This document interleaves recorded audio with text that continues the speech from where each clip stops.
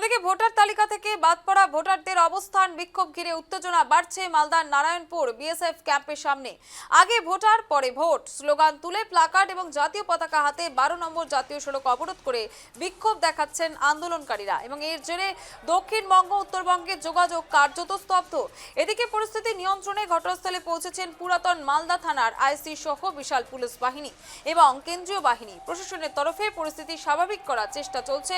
এখনো উত্তেজনা চরমে রয়েছে মালদার নারায়ণপুর বিএসএফ ক্যাম্পের সামনে। সেখানে উত্তেজনা চরমে দেখতে পাচ্ছেন, রাস্তায় বসে প্ল্যাকার্ড হাতে নিয়ে চলছে সেখানে প্রতিবাদ। একই সঙ্গে টায়ার জ্বালিয়ে প্রতিবাদ চালানো হচ্ছে। উত্তপ্ত মালদার ছবি।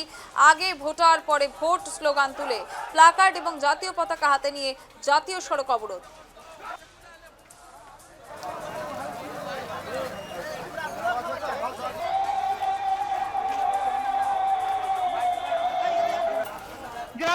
অঞ্চলের বিভিন্ন 7 থেকে 8টা গ্রামের মানুষ, যেগুলো সবই সংখ্যালঘু অধ্যুষিত মানুষ, সবাই রাস্তায় এসে জড়ো হয়েছে। কারণ হচ্ছে এসআইআর এর নামে সংখ্যালঘু মানুষদের নাম বাদ দিয়ে দেওয়া হচ্ছে। যাদের গণেশ কুমার নির্বাচনী কমিশনার উনি বলেছিলেন যে যাদের ভোটার লিস্টে নিজের নাম আছে 2002-এ, বাবার নাম আছে 2002-এ, দাদুর নাম আছে 2002-এ, তাদের কোনো ডকুমেন্টস লাগবে না, তাদের নাম এমনিতেই ভোটার লিস্টে থাকবে।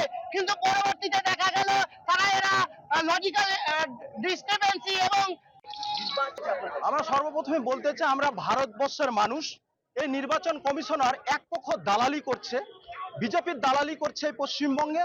পুরাতন মালদার মানুষ, ওল্ড মালদার মানুষ আমরা সবাই মিলে এর প্রতিবাদ জানাই। এসআইআর এর নামে যেইভাবে এই নির্বাচন কমিশনার নির্যাতন কমিশনের নামে পরিণত হয়েছে, নির্যাতন কমিশনের মতো করে এই বাংলার মানুষ, এই মঙ্গলবাড়ি অঞ্চলের মানুষ, ওল্ড মালদার ব্লকের মানুষ কে আজকে এই নির্বাচন কমিশনার এআই মাধ্যম দিয়ে আজকে ভোটার লিস্টে নাম তুলছে। এআই